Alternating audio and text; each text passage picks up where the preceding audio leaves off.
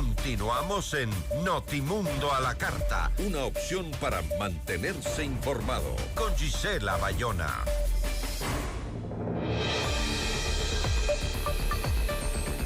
El alcalde de Guayaquil, Aquiles Álvarez, fue trasladado, como decíamos, la madrugada de este 12 de febrero al Centro de Privación de Libertad de Cotopaxi para cumplir prisión preventiva dentro del caso Goleada. Un juez anticorrupción ordenó la medida tras la audiencia de formulación de cargos por presunta delincuencia organizada vinculada al lavado de activos y la evasión tributaria. La investigación apunta a una supuesta estructura empresarial utilizada para cometer delitos, lo que ha abierto un frente político y judicial de alto impacto nacional. Mientras tanto, la defensa cuestiona las decisiones como el traslado a la Tacunga e insiste en irregularidades dentro de este proceso.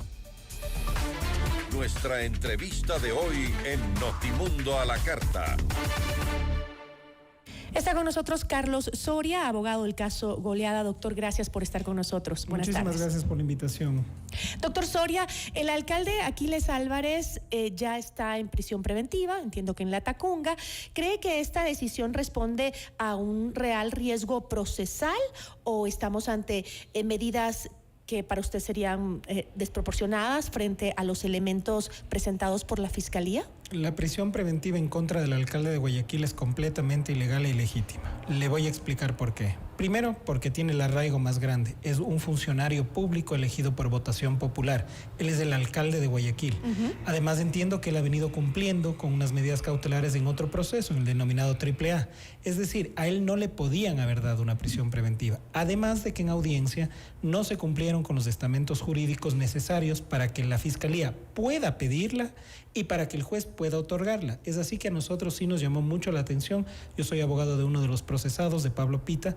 Digamos, gratamente a mi defendido sí le otorgaron la libertad el día de ayer. Pero entendería, abogado, que en la audiencia incluso el juez dijo que debía ser trasladado a la cárcel 4. Así fue, Quito. y fue por pedido de todos los que quedaron con prisión preventiva, que para salvaguardar la seguridad es una persona pública, el uno. El otro es presidente del Barcelona, incluso el otro hermano. Y a todos se los lleva a la cárcel 4. El juez asintió a esta solicitud, dijo que sí, que lo iba a considerar para ponerlo en la boleta de encarcelación. ¿Llegaron a la cárcel 4? Llegaron a la cárcel 4, entiendo que a eso en la noche, pero de lo que me pude enterar el día de hoy en la mañana fue que lo habían despertado y lo habían llevado a la Tacunga. Y es más, a sus hermanos los habían llevado a Cuenca. Al Turi. Entonces, no quisiera pensar mal, pero lamentablemente todas las actuaciones que se han dado dentro de este nuevo caso nos llevan a pensar que esto es nuevamente una judicialización de la política. Ahora, la Fiscalía sostiene que existiría una estructura delincuencial organizada ligada al lavado de activos y a la evasión de impuestos. ¿Cuál es la principal grieta de la defensa que ve hoy en esta teoría del caso? La falta de información, la falta de acceso al expediente. No hemos todavía podido acceder al expediente. ¿Todavía no logran completo. entrar? No. Este caso empieza en base con una denuncia reservada, que luego un juez permite que por 180 días se hagan estas investigaciones de forma reservada, esto en el 26 de diciembre, pero nos sorprende a todos en el momento de los allanamientos, y Fiscalía, cuando empieza a dar su dictamen de por qué les formula cargos, la verdad es que no fue clara. Y yo le digo, Gisela, porque estuve en la audiencia, el fiscal lamentablemente leyó 6 horas y media un parte policial, un informe policial, en donde de alguna manera estaban tratando de justificar una estructura criminal para, en ese informe decía, lavar activos, comercialización irregular de hidrocarburos y además un tema de defraudación tributaria. Si usted me pregunta el día de hoy, en este momento, si es que yo sé de qué se nos está acusando, le digo que no hay claridad. Además que un parte policial, un informe policial no puede ser sustento o motivo para declarar una prisión preventiva, por eso es ilegal. Ahora, en el operativo policial se incautó laptops, teléfonos y grandes sumas de dinero. Se veían fundas con un montón de billetes que se habían incautado. ¿Cómo piensa la defensa demostrar poder, digamos, desmontar el impacto de este tipo de evidencia que suele generar mucho... digamos, Escándalo. sí, mucho escándalo en la opinión pública, pero también en los jueces. Efectivamente. Ahora, gracias a Dios, digamos, nos permitieron acceder al parte, en este caso de mi cliente, de Pablo, y este dinero no fue encontrado ahí. Tengo entendido también por las conversaciones que tuve con el ¿No fue doctor, encontrado dónde? en la casa de Pablo Pita no fue encontrado este dinero y tampoco en la casa de Aquiles Álvarez. De Guayaquil. Así es, me lo confirmó su abogado en el momento de la audiencia. Sí, lo dijo acá también. Sí, entonces ese dinero, la verdad, hasta el día de hoy no sé, porque no solo nos permitieron acceder a los allanamientos de cada uno de los clientes, cuando esto debería ser de conocimiento de toda la defensa. Sin embargo, llama la atención que existan estas sumas de dinero y si es que hay algo que investigar y algo que sancionar, que se sancione, eso está bien. Nunca nos vamos a oponer que el Estado de Derecho prime sobre el Estado de opinión, pero ya empezamos a ver estos resquebrajamientos en la acusación fiscal cuando de repente salen en los medios la violencia con la que se hizo el allanamiento, por ejemplo, al alcalde de Guayaquil, pidiéndoles que se ponga de rodillas, apuntándole con metralletas. No era necesario todo este show para poder investigar.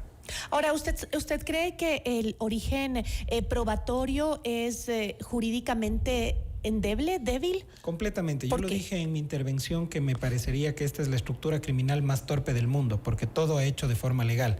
Es decir, según Fiscalía y según lo que pudimos conocer ese día del informe, esta estructura criminal utilizaba empresas para lavar activos, y sabe cómo, haciendo aumentos de capital en empresas con deudas que tenían. No cuadra porque para un lavado de activos uno tiene que tener una operación clandestina y aquí no hay ningún tipo de clandestinidad. Todos los recursos, al menos del caso de Pablo Pita, fueron completamente bien estructurados, es decir, él tuvo una prestación de servicios a alguna empresa del Grupo Álvarez, facturó por esos servicios de asesoría profesional y ahora lo están utilizando a él como que fuera un colaborador dentro de una estructura en donde realmente no hay nada. El informe de la UAFE y el informe del SRI concuerdan con la teoría de la defensa, no de la Fiscalía, es decir, que todo está perfectamente declarado y pagado impuestos. Y al alcalde de Guayaquil le están volviendo a formular cargos por hechos que ya son de conocimiento en otro caso. Es decir, aquí existirían muchas razones de nulidad y ni siquiera hablemos del fuero. Él tiene fuero de corte provincial y de fiscalía provincial, pero adecúan, digo, hábilmente el delito como que fuera un delito de estos anticorrupción para que lo conozca un juez de anticorrupción aquí en Quito. Y digo, por último, eso está bien, se podría justificar, pero quien tuvo que estar sentado en esa audiencia ahí era el fiscal provincial o la fiscal provincial de Pichincha, y quien tuvo que haber determinado si existía o no existía una prisión preventiva era un tribunal de la Corte Provincial, un juez de la Corte Provincial. Y no haberse ceñido al proceso que como debía ser, podría ser una causal de nulidad. Tal cual, de nulidad. Uno de los elementos con los que cuenta la defensa de cualquier procesado es precisamente recusar al juez, porque el juez no debió haber conocido un juez de la Corte Provincial de Justicia. Y además después me enteré que el señor juez ha tenido algún tipo de trámite administrativo previa a una sanción por alguna actuación en otro caso. Entonces eso deja mucho que desear dentro de lo que debería ser una administración. Entonces, ¿cuál va a ser la justicia. estrategia de la defensa? ¿Van a pedir la nulidad del caso? Todavía no lo sé dentro de mi defendido de Pablo Pita, como todavía no tenemos acceso al expediente. Una vez que tengamos todo el expediente, elaboraremos una estrategia de defensa y lógicamente veremos todos los recursos necesarios, porque también el fiscal, luego de que el juez no le otorgó la prisión preventiva a Pablo, decidió apelar de esta decisión. Entonces lo que estamos viendo es como que todos presos, porque yo necesito que todo mundo esté preso, sin considerar cuáles eran los elementos que no fueron claros en la audiencia, y peor aún que un juez le diga sí, por el riesgo de fuga. ¿Qué riesgo de fuga puede tener el alcalde de Guayaquil si se estaba presentando todas las semanas y ya en la fiscalía? Es más, creo que tenía que venir acá a Quito a presentarse. Entonces la medida es completamente desproporcionada, en mi opinión, ilegal, ilegítima, y debe caerse en una apelación. Ahora, bueno, ustedes han mencionado mucho, tanto la defensa como también el alcalde Aquiles Álvarez, el tema de que son víctimas de persecución política, él y sus hermanos.